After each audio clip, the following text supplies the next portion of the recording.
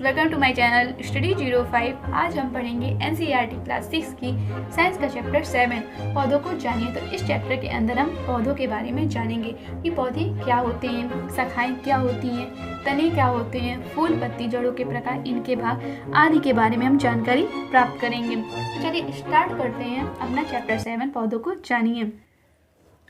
पौधे क्या होते हैं? पौधे ये एक बहुकोषीय जीव होते हैं।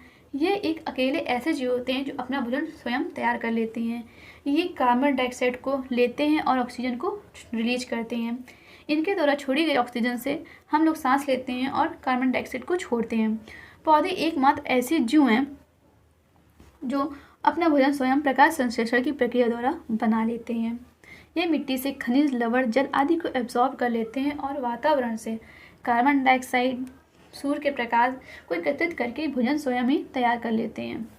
पौधे हमें फल, फूल, छाया आदि चीज़ें प्रोवाइड करते हैं। जैसे कि पौधे के तने को काटकर कागज़ बनाया जाता है। पौधों से दवाइयाँ, पौधों की लकड़ियों का उपयोग ईंधन के रूप में करते हैं। हम सभी पौधों पर निर्भर हैं, साथ ही सारे जानवर भी पौधों पर निर्भर हैं। जैसा कि हमने चैप्टर 1 में पढ़ा था कि सभी शाकाहारी जीव पौधों पर निर्भर हैं। तो इसके बारे में आप और अच्छे से समझना चाहते हैं तो आप हमारी प्लेलिस्ट में जाकर चैप्टर 1 को देखिए, उससे आपको और अच्छे से समझ में आ जाएगा। इसकी लिंक आपको डिस्क्रिप्शन में मिल जाएगी। अब हम जानेंगे कि पौधे कितने प्रकार के होते हैं। पौधे 3 प्रकार के होते हैं: शाक, झाड़ी एवं वृक्ष। जैसे कि शाक किसे कहते हैं? शाक वह पौधे होते हैं जैसे जिनके कोमल तने होते हैं और वे हरे कलर के होते हैं, उन्हें हम शाक कहते हैं। ये काफ़ी कमज़ोर होते हैं, इनमें शाखाएं बहुत ही कम होती हैं, ये सामान्यतः छोटे होते हैं। तो शाक के उदाहरण होंगे जैसे कि पुदीना, ऑर्गेनो, तुलसी आदि, ये सभी शाक के उदाहरण होंगे। अब हम उसके दूसरे प्रकार झाड़ी के बारे में जानेंगे। कुछ पौधों में शाखाएं तने के आधार के समीप से निकलती हैं। तना कठोर होता है परंतु अधिक मोटा नहीं होता है, इन्हें हम झाड़ी कहते हैं। यानी जो झाड़ी होती हैं वह तने, जिनका तना होता है वह ज़मीन के पास से ही निकलता है। उनका जो तना होता है वह अधिक मोटा नहीं होता है, होता तो वह पतला है लेकिन मजबूत होता है। वह जो जड़ें होती है उसकी ज़मीन से बहुत ही अधिक जुड़ी हुई होती हैं, लेकिन तना कठोर होता है, जिन्हें हम झाड़ी कहते हैं। जैसे कि रोज़ प्लांट हो गया, एलोवेरा हो गया, जैस्मिन हो गया, ये सभी झाड़ियाँ होती हैं। कुछ पौधे बहुत ऊंचे होते हैं और तथा इनके तने जो होते हैं वे बहुत ही मजबूत और गहरे भूरे कलर के होते हैं, और इनकी जो शाखाएं होती हैं वे भूमि से बहुत ही ऊंचाई पे निकलती हैं, और इनके जो तना जो होता है वह भूमि से बहुत ही अधिक ऊंचाई पर निकलता है, और जो शाखाएं होती हैं तने के ऊपरी भाग से निकलती हैं, इन्हें हम वृक्ष कहते हैं। जैसे कि मैंगो ट्री हो गया, बनियान ट्री हो गया और पीपल का पेड़ हो गया, ये सभी वृक्ष हैं। अब हम जानेंगे कि विसर्पी लता और आरोही लता क्या होती है। कमज़ोर तने वाले पौधे जो सीधे खड़े नहीं हो सकते हैं उन्हें हम विसर्पी लता कहते हैं। जैसे कि जो कि ज़मीन पर ही फैल जाते हैं, उनको मतलब कि उनके पास वो सीधे ही खड़े नहीं हो पाते हैं, ज़मीन पर ही ग्रो करते हैं। जैसे कि वाटरमेलन हो गया, पम्पकिन, कद्दू हो गया, जिसे हम सीताफल भी कहते हैं। और आरोही लता वह होती है, कुछ पौधे आसपास के सपोर्ट जो उनको मिलता है उसकी सहायता से वे ग्रो करते हैं। यानी कि जब किसी बिल्डिंग मिल गई तो उसी के सहायता से वे ऊपर चढ़ जाते हैं और वहीं पे ग्रो करने लगते हैं, तो इसे हम आरोही लता कहते हैं। जैसे कि मनी प्लांट, जब उसे सपोर्ट मिल जाता है तो वो आगे की ओर बढ़ते हुए ग्रो करता है, तो इसे हम आरोही लता कहते हैं। जैसे कि अंगूर की बेल, खीरा, सेम आदि पेड़ किसी सपोर्ट की सहायता से ही बढ़ते हैं। हमारे जो प्लांट होते हैं उनका एक और इम्पॉर्टेंट पार्ट होता है जिसे हम तना कहते हैं। तना पौधों के लिए क्यों इम्पोर्टेंट होता है? तो ये पौधों को खड़ा होने में सहायता करता है, यानी कि जो ये पौधों को सपोर्ट करता है कि वे खड़े हो सकें। ये लंबा, मोटा, कभी हरा कभी भूरा आदि कलर में होता है। ये काफ़ी मजबूत और मोटा होता है। ये पौधों को सहारा प्रदान करता है। तने पर ही पौधों की शाखाएं निकलती हैं। तना पत्तियों द्वारा बनाए गए भोजन को पौधों के विभिन्न भागों तक ले जाते हैं। ये पौधे का बहुत ही इम्पॉर्टेंट पार्ट होता है।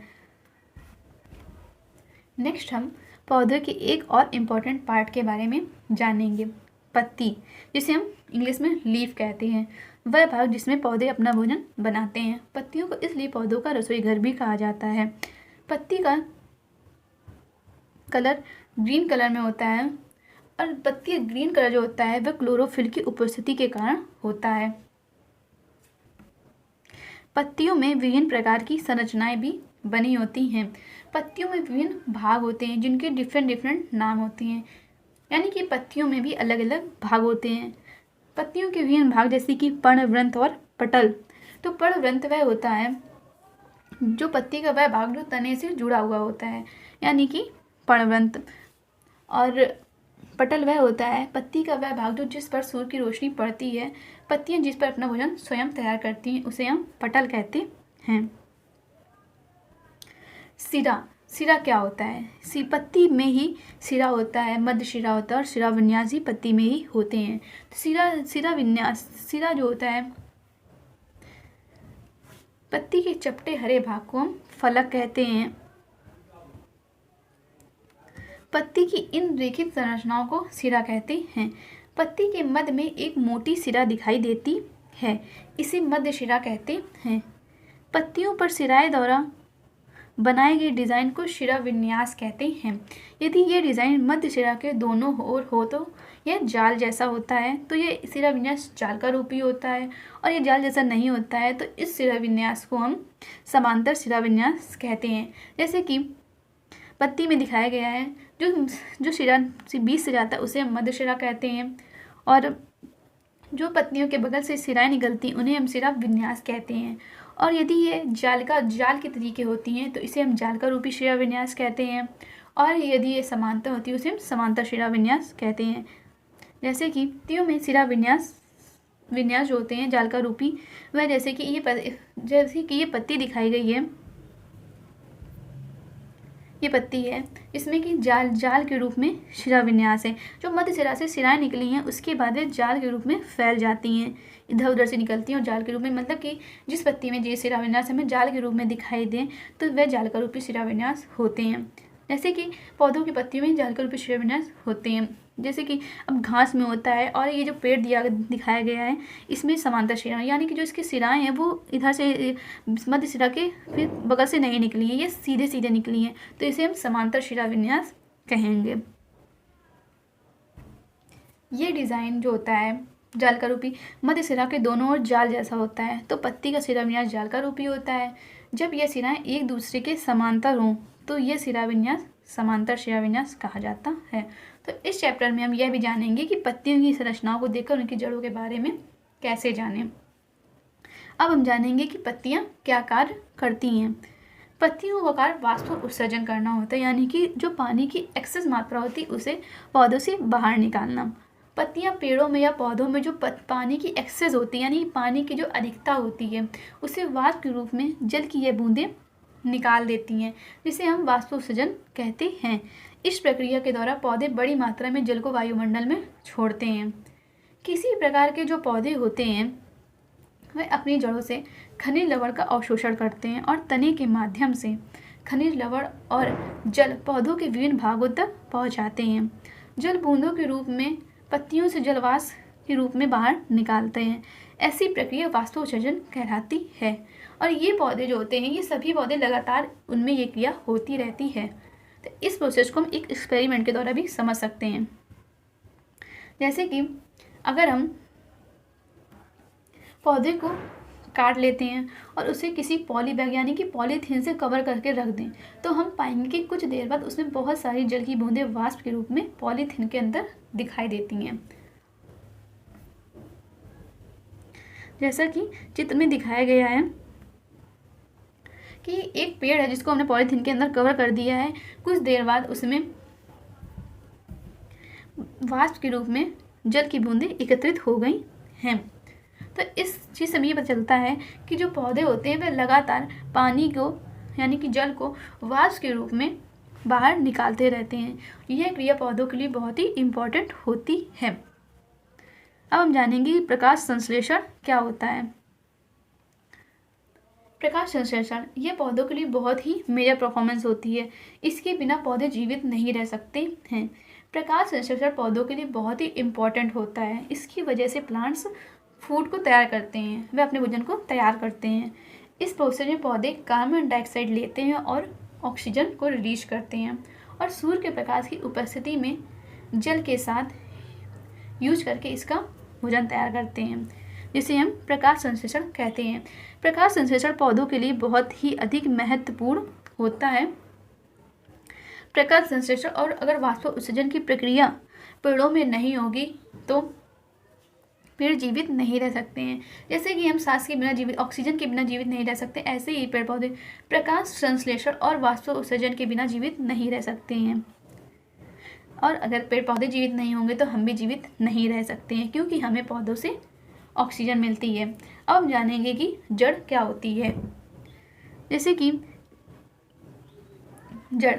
कि हमने कुछ देर पहले पढ़ा था कि पौधों की पत्तियों को देखकर उनकी जड़ों के बारे में पता लगाया जा सकता है।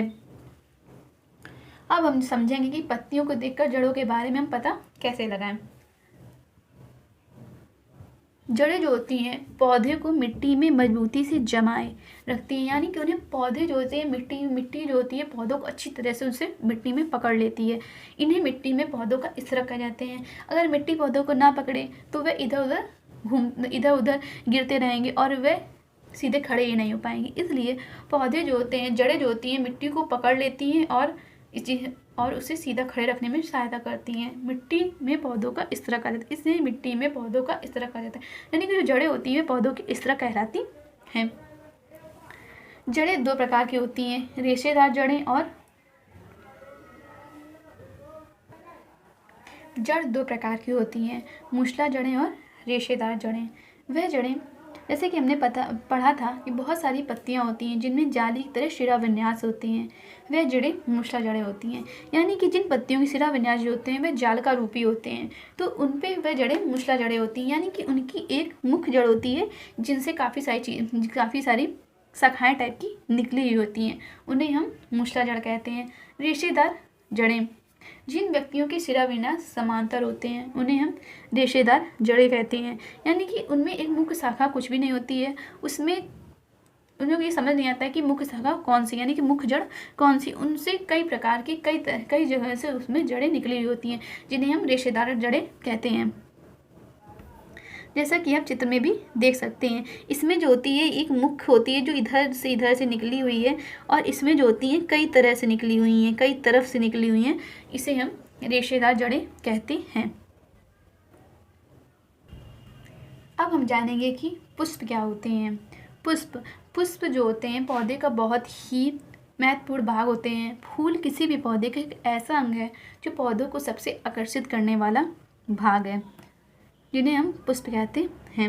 ये विभिन्न प्रकार के कीड़े मकोड़ों को अपनी ओर आकर्षित करता है। ये विभिन्न प्रकार के रंगों के होते हैं। विभिन्न प्रकार के फूलों से ही मधुमक्खियाँ उसके रस को अवशोषित करके शहद बनाती हैं। पुष्प के कई भाग होते हैं। पुष्प का प्रमुख भाग कौन सा है, जैसे कि तो पुष्प का सबसे प्रमुख भाग होता है पंखुड़ी। पंखुड़ियाँ चपटी, पतली, विभिन्न प्रकार के रंगों की होती हैं, जिन्हें हम पंखुड़ी कहते हैं। सबसे आकर्षक दिखने वाला वह भाग जो फूलों में उपस्थित होता है उसे हम पंखुड़ियाँ कहते हैं। जो पंखुड़ियाँ होती हैं फूलों को आकर्षित बनाती हैं। बाह्यदल हम किसे कहते हैं, किसी भी पौधों के फूलों का सबसे बाहरी वाला भाग जो पंखुड़ियों को अपने अंदर रखता है उसे हम बाह्यदल कहते हैं। जैसे कि चित्र में दिखाया गया है कि बादल हम किसे कहते हैं। तो अगर आपने ध्यान दिया होगा कि कली में एक ग्रीनिश वाला भाग होता है जो पंखुड़ियों को अपने अंदर घेरे रहता है। धीरे धीरे जब कलियां खुलने लगती हैं तो पंखुड़ियां बहुत ही सुंदर आकार ले लेती हैं, जिसे हम बादल कहते हैं। जैसा कि चित्र में दिखाया गया है, जो ग्रीनिश वाला पार्ट है इसे हम बादल कहेंगे।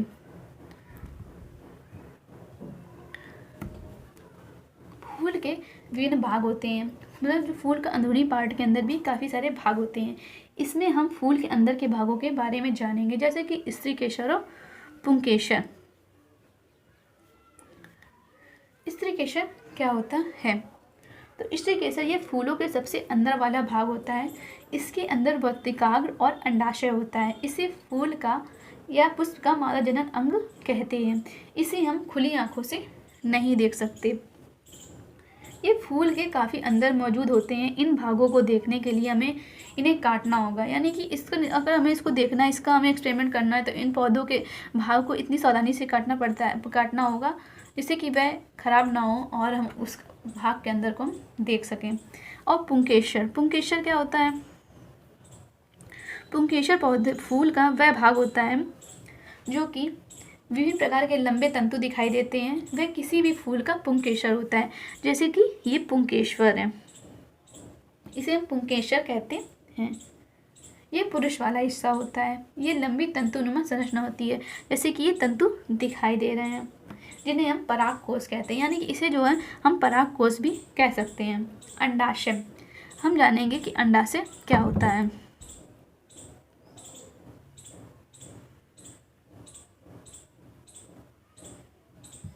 पुष्प के केंद्र में स्थित भाग को स्त्री केसर कहते हैं और स्त्री केसर के अंदर ही अंडाशय, वर्तिका और वर्तिकाग्र उपस्थित होते हैं।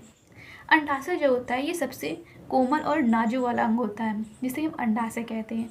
अंडाशय के अंदर बीजांड होते हैं, जैसे कि चित्र में दिखाया गया है, छोटे छोटे बीज के रूप में होते हैं, ये जिसे हम बीजांड कहते हैं।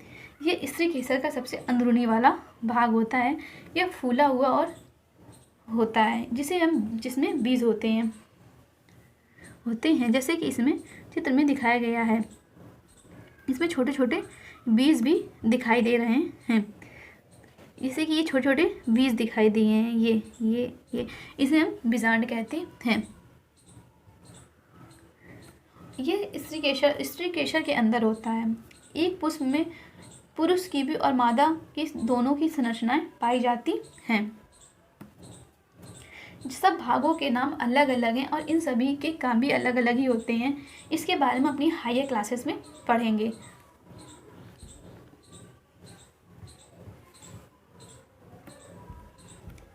स्त्री केसर की आंतरिक संरचना के अध्ययन के लिए हम पौधों के यानी पुष्प के भाग को इस तरह से काट सकते हैं, यानी कि अंडाशय का कर्तन। यदि अंडाशय कर्तन होगा तो हम उसे लंबा लंबा काटेंगे, यानी कि अंडाशय कर्तन अनुदैर्घ्य रूप से करते हैं।